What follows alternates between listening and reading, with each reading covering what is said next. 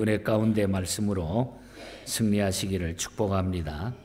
이 스가랴서 마지막 결론이 되는 장입니다. 14장은 스가랴는 그 메시아의 재림과 그 인류 역사의 마지막 때에 일어나는 일들에 관해서 예언하면서 메시아 왕국의 최후 승리를 선포하는 이런 말씀이 마지막 장에 기록이 됩니다. 우리는 하나님의 백성이지만은 불신 세력과 대적들에 의해서 고난을 당하고 자신의 허물과 죄 때문에 우리는 갈등할 때도 가끔 우리에게 있는 줄 압니다. 그러나 이 모든 것에서 완전히 구원받을 날이 있으니 그때가 바로 예수 그리스도께서 재림하시는 그 날이라는 것입니다. 오늘 이 본장에서는 예수 그리스도의 재림과 재림 후에 있을 일들을 말해주고 있습니다. 대단히 중요한 그런 메시지입니다. 자, 그때 무슨 일이 일어날까? 그때 무슨 일이 일어나겠습니까? 먼저 읽은 1절부터 11절까지의 내용을 먼저 살펴보면은 남은 자들을 위해서 예수님이 재림하신다는 거예요. 남은 자들을 위해서 예수님이 오신다는 것입니다. 오늘 선지자는 여호와의 날이 이를 것이라 1절에 그렇게 말합니다. 그리고 그런데 그날에 재물을 약탈당하여 눈앞에서 분배될 것이라 1절에 그렇게 말하죠. 여호와의 날이 이르리라. 그날에 내 재물이 약탈되어 내 가운데서 나누이리라. 그럼 여호와의 날은 어느 때를 가리킵니까? 그런 때가 여호와의 날이라고 할 때 그 어느 때를 구약에서는 하나님께서 대적을 멸망시키시는 날을 이야기했습니다. 또 하나님께서 죄악을 심판하시는 날을 의미하기도 했습니다. 여호와의 날을. 그리고 남은 자들이 회개하고 하나님께 돌아오는 날을 이야기하기도 했습니다. 이사야서에 호세아서에 등등에 보면은 하나님께서 죄악을 멸망시키는 날, 죄악을 심판하시는 날, 남은 자들이 회개하고 돌아오는 날, 이것을 바로 구약에서는 여호와의 날 이렇게 말하고 있습니다. 신약에서는 예수 그리스도께서 재림하시는 날을 여호와의 날로 가리키고 있다는 거죠. 데살로니가전서 5장에도 그런가 하면은 이 세상 마지막 날을 가리키고 있다는 거예요. 주의 날을, 이 세상 마지막 날. 그래서 베드로 사도는 베드로후서 3장 10절에서 이렇게 말합니다. 주의 날이 도적같이 오리니 그날에는 하늘이 큰 소리로 떠나가고 물질이 뜨거운 불에 풀어지고 땅과 그 중에 있는 일이 다 드러나리로다. 바로 마지막 날을 가리키고 있다는 것입니다. 그럼 오늘 이 본문에서 말하는 여호와의 날은 어느 때를 말합니까? 바로 예수 그리스도의 재림의 날을 가리키고 있다는 것입니다. 여호와의 날이 이를 때에 3절에서 7절 사이에 보면은 많은 나라들을 모아서 예루살렘을 치게 할 것이다. 그때는 성읍의 백성들이 절반으로 사로잡혀가고 절반은 남게 되는데 남은 백성은 성읍에서 끊쳐지지 않을 것이고 하나님께서는 당신의 백성을 위해서 싸워주실 것이다. 그렇게 말하고 남은 자들을 위해서 싸워주실 것이다. 이렇게 예수 그리스도는 당신의 남은 백성, 믿는 하나님의 백성을 완전히 구원하시기 위해서 이 땅에 오시고 천하의 왕으로서 통치하게 되실 것이다. 그것이 바로 예수님의 재림의 날이라. 그럼 그때는 어떤 상황이 일어납니까? 그날에 오늘 성경에 보니까 그날에는 천재의 변화가 일어나고 세상의 빛이 사라지고 마태복음 24장에도 그렇고 세상의 빛이 사라진과 동시에 새로운 빛이 등장하게 됩니다. 오늘 또 8절에 보면은 또 예수 그리스도께서 천하의 왕으로 통치하실 그때는 생수가 예루살렘에서 솟아나서 여름이나 겨울이나 변함없이 동해와 서해로 그것이 흐르게 될 것이라. 그날에 생수가 예루살렘에 솟아나서 절반은 동해로 절반은 서해로 흐를 것이라. 여름에도 겨울에도 그러하리라. 8절에 그렇게 말씀하고 있습니다. 그리고 9절에 가서 보면은 예수 그리스도는 만왕의 왕으로 재림해서 온 우주의 왕이 되시고 공평과 정의로 다스리시고 홀로 높임을 받게 될 것이라. 9절에 여호와께서 천하의 왕이 되시리니 그날에는 여호와께서 홀로 한 분이실 것이요 그의 이름이 홀로 하나이실 것이니라. 하나님의 통치가 그대로 이루어지고 하나님이 높임을 받게 된다. 그리고 온 땅이 평지가 되고 하나님이 택한 성만 우뚝우뚝 서게 된다. 10절에 그렇게 말하고 11절은 하나님의 백성들은 평안으로 서리로다. 평안을 가지고 서리로다. 하나님의 택한 성읍이 서게 되고 하나님의 백성들이 평안을 누리게 될 것이, 영원한 안식을 누리게 될 것이라. 이렇게 예수 그리스도의 재림과 영원한 구원은 만왕의 왕이신 하나님의 절대 주권에 달려있다고 하는 사실을 오늘 우리에게 분명히 선지자를 통해서 말씀해 주고 있습니다. 그러므로 그날에는 모든 생명이 그 앞에 잠잠하게 될 것이라. 이 하나님 앞에 모든 백성은 무릎 꿇고 절대 복종해야 된다고 하는 것. 그래서 우리는 온 천하의 왕 대신 하나님의 백성으로 절대 복종하고 사는 것이 최고의 축복이고 남은 자들이 구원받는 하나님의 놀라운 역사라는 것입니다.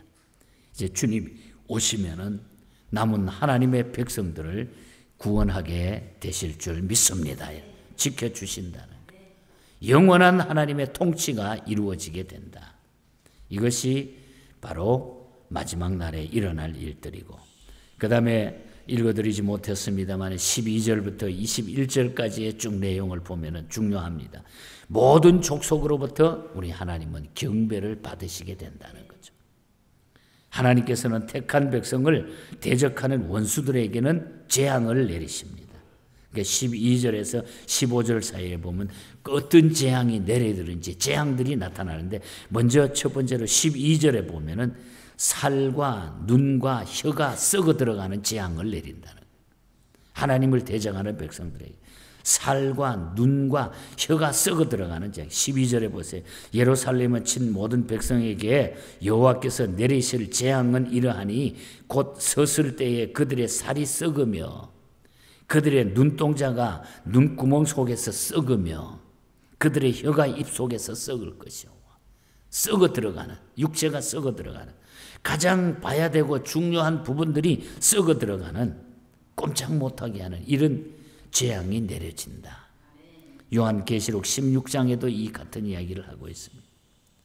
그 다음에 13절에 두 번째로는 예루살렘을 친 자들이 서로 자기네끼리 전쟁을 일으켜서 자멸하게 되는 심판을 내리신다는 거예요. 13절에 보면 그러잖아요. 그날에 여호와께서 그들을 크게 요란하게 하시리니 피차 손으로 붙잡으며 피차 손을 들어칠 것. 자기네들끼리, 대적자들은 자기네들끼리 치고받고 해가지고 다 죽게 된다고 하는 것입니다. 그리고 세 번째는 14절에 보면은 전투에 참가한 예루살렘 주민이나 유다의 모든 백성들은 그 열국들이 이런 보화를 다 차지하게 될 것이라. 물질적인 축복을 다시 회복하게 될 것. 모든 것을 하나님의 백성들이 차지하게 될 것. 14절 유다도 예루살렘에서 싸우리니 이때에 사방에 있는 이방 나라들의 보화 곧 금, 은과 의복이 심히 많이 모여질 것이요. 전부 하나님의 백성 쪽으로 이 모든 것들이 옮겨오게 된다. 모든 물질적인 고생했던 것들이 다 돌아오게 된다. 이런 보화를 다시 얻게 된다. 그리고 15절에 보면 네 번째로는 열국의 백성들은 물론 그들의 모든 육체에도 동일한 재앙이, 육축에 짐승에게까지 동일한 재앙이 내리게 된다. 15절에 보면 또 말과 노새와 낙타와 나귀와 그 진에 있는 모든 가축에게 미칠 재앙도 그 재앙과 같으리라. 모든 육축들, 짐승들까지 이 재앙을 다 당하게 된다. 철저하게 하나님이 하신다는 거죠. 그러나 더 중요한 것은 16절입니다. 예수 그리스도를 구주로 믿고 남은 자들은 광야 같은 세상에서 삶을 해고하며 하나님을 찬양하며 하나님을 경배하게 될 것이니라. 지금도 예수 그리스도는 만왕의 왕, 만주의 주가 되십니다. 예수 그리스도는 지금도 우리의 왕으로서 우리를 다스리고 계신다. 그러므로 우리는 마땅히 그 이름을 경배하고 찬양하며 살아야 된다. 그것을 지금 알려주고 있는 거예요.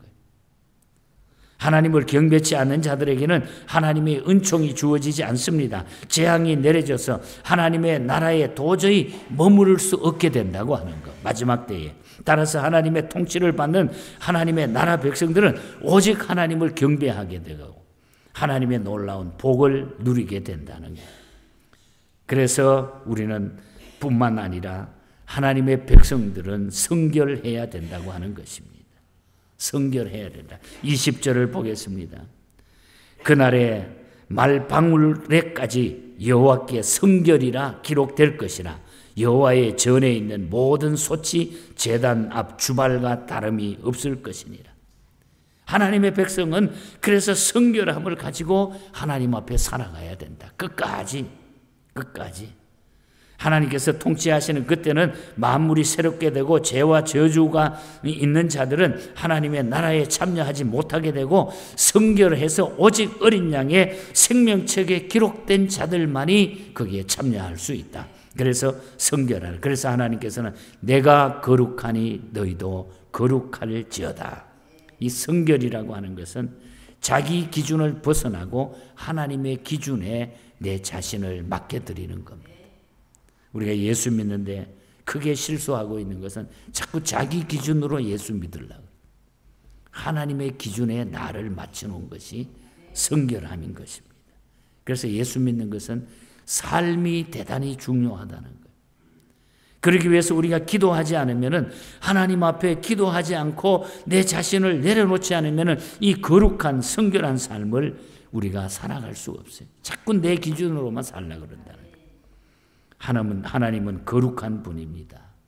이 거룩하신 하나님 앞에는 모든 것이 성결되어야 우리도 이 거룩하신 하나님 앞에 거룩하게 변화된 모습으로 서게 된다는 거죠.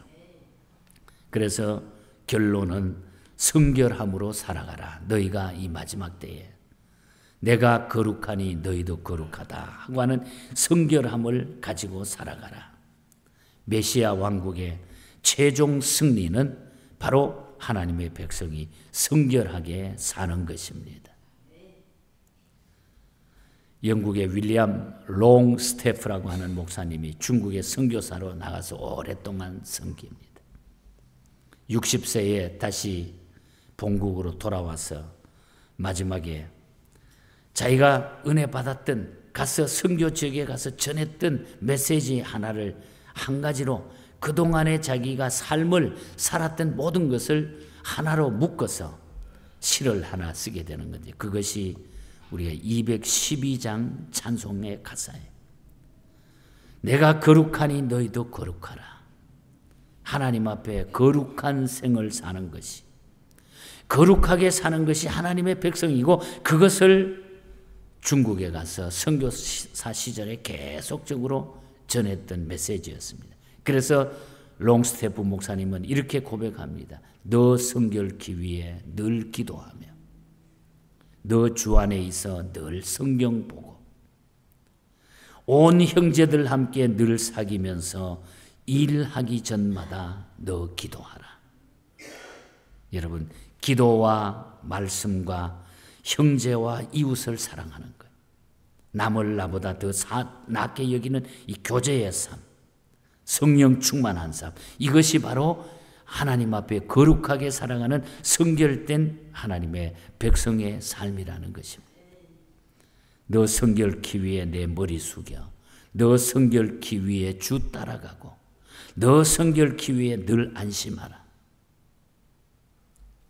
일 다급해도 당황치 말고 참 즐거울 때나 또 슬플 때나 너 주님만 믿고 늘 따라가라. 성결한 삶이 오늘 우리의 삶의 결론이라는 것입니다. 그래서 크로스비도 은혜 받고 생각을 해보니까 성결한 삶이 최고의 삶이었다는 것을 고백했어요. 오늘 아침에 219장도 크로스비 찬송도 함께 찬송했잖아요. 주의 음성을 내가 들으니 사랑하는 말일세 믿는 마음으로 주께 가오니 나를 영접합소서. 후렴에 보면은 내가 매일매일 십자가 앞에 더 가까이 가는데 구세주의 흘린 보혈의 피로서 나를 정결케 해 주시옵소서. 성결케 해 주시옵소서. 우리가 주님 앞에 나오지 않고는, 주님 앞에 기도하지 않고는, 내 삶을 내려놓지 않고는 우리가 거룩한 성결된 삶을 살아갈 수가 없다. 그래서 하나님의 백성은 하나님께서 이미 택해서 보호해 주시고 책임져 주시니까 그 삶에 합당하게 너희가 성결되게 살아라. 내가 거룩하니 너희도 거룩하라. 오늘 스가랴의 이 결론은 우리가 성결된 삶으로 살아가는 것입니다. 하나님의 백성은 하나님이 다 세우시고 붙잡아 주시고 인도하시기 때문에 주의 날이 와도 우리는 성결된 자들에게는 하나님의 특권이 그대로 주어지게 된다. 이 마지막 때에 우리에게 위로가 되는 메시지입니다. 그리고 우리가 새롭게 결심해야 될 메시지입니다. 위로는 하나님 사랑하고 아래는 이웃을 내 몸과 같이 사랑하는, 내 중심의 삶을 다 벗어던지는 것. 내 계산으로 예수 믿는 게 아니라 하나님의 뜻에 합당하게. 이 믿음으로 여러분들 남은 생에 승리하시고 오늘 하루도 이 믿음으로 승리할 수 있기를 주님 이름으로 간절히 축복합니다. 하나님 아버지,